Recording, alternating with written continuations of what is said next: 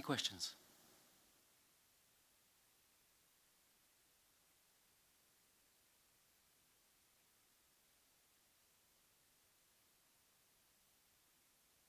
Sure, yeah. Excuse me?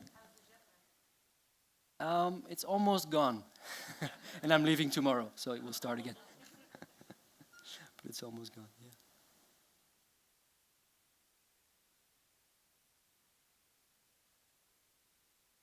So the question, I have to repeat it for the camera. So the question is, have I had an opportunity to sit with Tony since I was here? Yes and no. Yes is, I've been around him often, and we went for dinner. But we haven't had a serious talk yet, although today at 2 o'clock I have about 40 minutes with him, and then we will go more into depth. Yeah. Yes?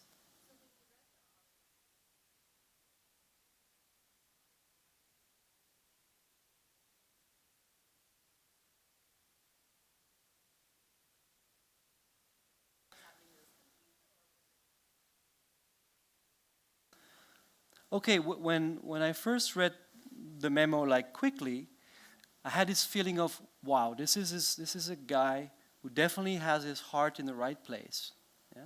And who wants to do these things with his company, so fantastic. And at the same time, I was worried because it's like telling your employees to be free. It's like ordering a flower to grow. It, it, it's a bit difficult. I'm telling you as a manager, don't manage. That's how it came across. So I was, and then when I read some of the deadlines where you had, read the book, and I mean, I have the book. It's a big one, Reinventing Organizations, and I'm trying to understand. So read the book and all that, and do your job. I felt this is high pressure, and I was worried, but worried also in a sense like I want to help somehow because it is, as I've seen it is, and you are a beautiful company with somebody who really, again, has the heart in the right place. So you deserve all the success that you can get. That's why I'm here. Yeah.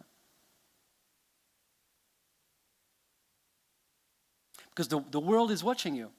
It really is. I mean, in the Netherlands, it was two of my colleagues who knew of Zappos already. One is a teacher in Imagineering and Design, and he's very busy with innovative companies. So he said, Zappos, yeah, let me tell you about it. Go talk to them.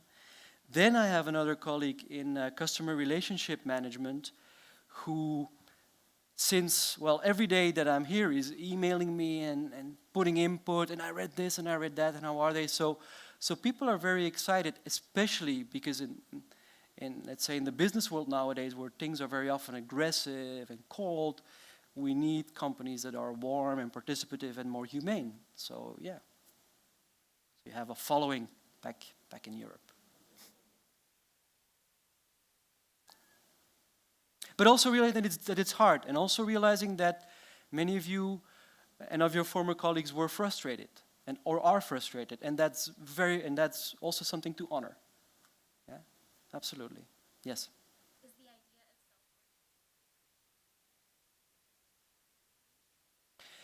Oh yes. Sorry. The question is the idea of self-organization something that I want to take back to, in our case, my university? Yes. Oh, I should maybe give some more input. For the last 20 years, I've been teaching about Semco and Ricardo Semler's company. So Ricardo Semler is, when I was just out of college, is the first serious management book that I read that I loved. And since then, I've been lecturing about him. So it was quite nice to kind of meet him in the flesh also and talk to him.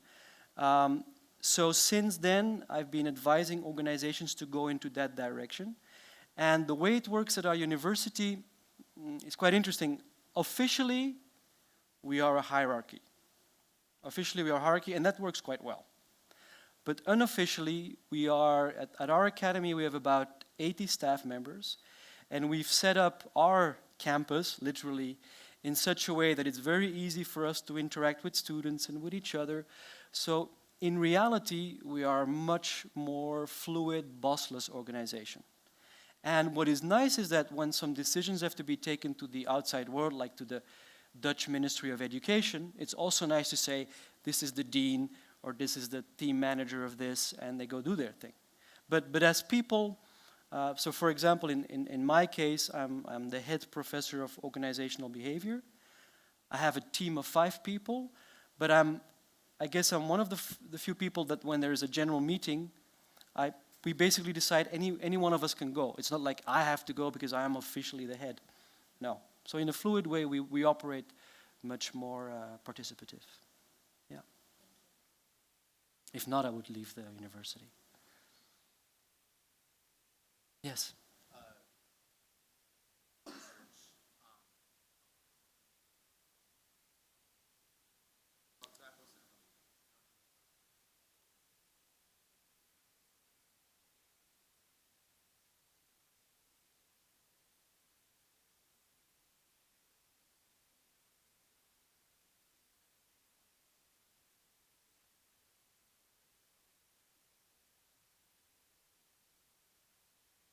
Your question is where something that cannot happen at a workplace, or that like can? You did your research,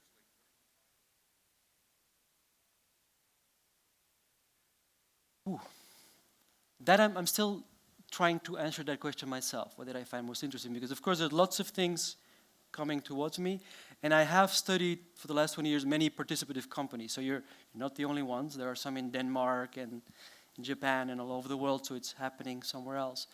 But I guess, yes, one thing that really struck me and my colleagues was also the fact that you have decided to have an open campus within downtown Las Vegas. So you've decided not to lock yourselves up somewhere like a Google, in the middle of nowhere. That's us brilliant people together. But you've said, no, we're part of a community, and we're creating a community. And then Tony's idea of how people interact but being part of the community. We're not outsiders of that. I think that's beautiful.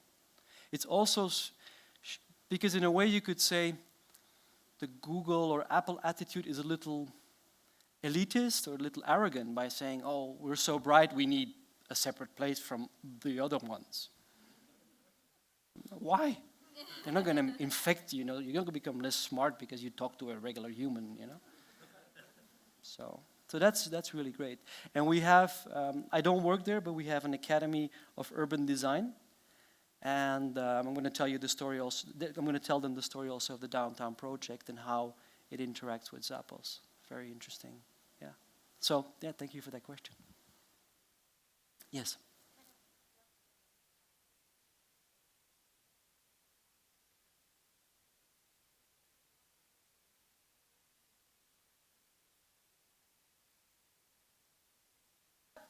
Mm-hmm.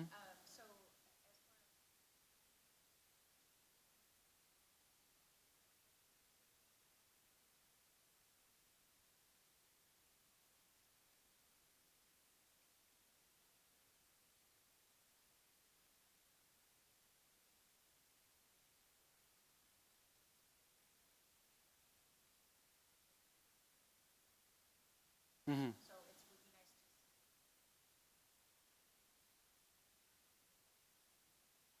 Yeah, yeah. It does make sense. And again, I'm still answering that question because there's one part of the Zappos story that I'm a little concerned about, and that's namely that you have to learn a tremendous amount of new vocabulary. Like with holacracy and teal, you have to study a lot and have new lingo, and I sometimes feel that's actually making things harder than it's making things easier. But I'm not fully certain. Maybe some people need that, and it's also easy to use new words but mean old things. It's a little, let's say, one great example is really Semco. So I would also go back, if you have a chance, to read Maverick, which is the book Ricardo wrote already in the 1980s. But there he's explaining how, step by step, he opened up Semco. But the nice thing is, he really opened it up without adding a new doctrine to it. So here it's like opening up but adding a doctrine. And So Semco would be one example. And then, well, Frédéric Laloux in his book, I haven't read about Morningstar yet, so I can't say anything about that, but a Dutch company called, why do I forget the name? It's like right next door. Jos de Blok, Buurtzorg. Buurtzorg. Of course, it's a different business, but there again, his basic idea was working with units of maximum 12 people that then would take care of the elderly or ill people by giving them home care. So that idea of we are units of 12, like some moving around and self-managing, that also could be inspiring. So there are those. But Semco would be the main example. Also in terms of size, because Semco has nowadays, I think, 4,000 or 5,000 employees. But they started with about 800-900 back in the mid-80s. But it shows that you can be a big company and still work in self-management. And Ricardo also mentioned his concern. I guess I can say that. Mentioned his concern at dinner to Tony, that watch out, if you put in too much new lingo, your people are going to be very confused, or could be very confused. Yeah. Thanks for the question. Yes.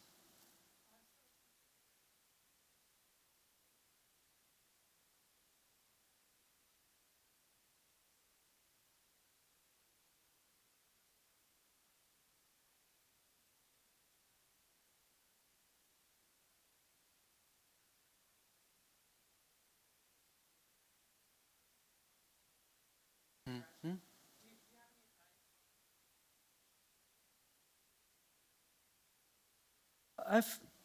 Okay, so the question is that, there's feedback from people in the community, of a negative one, and how should you respond?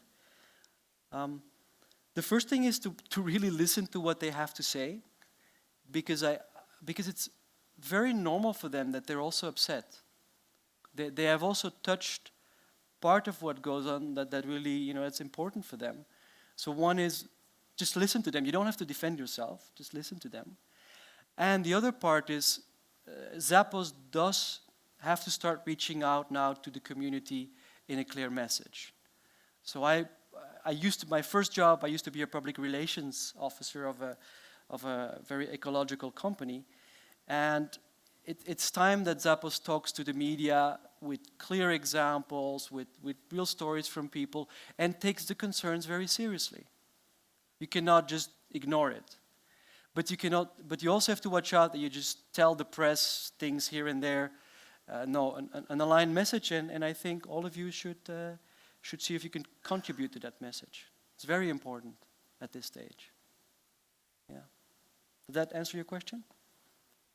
Okay. Just a little side note, what I noticed is there was a talk, I'm not sure if it was CNBC, I don't know all these channels, but they had this Yale professor come and talk. And there's a lot of people, especially on that level now, who don't really have anything interesting to say, but they say it anyways because then they can come in the news anymore. And so don't worry about those. They just have to do their babble. But the ones in the community who are seriously concerned about you, sure, go, find a way of communicating them and embracing them in the change. It's very important. Yeah. Yes. You mentioned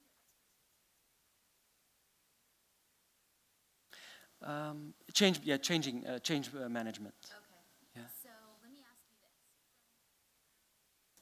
The things that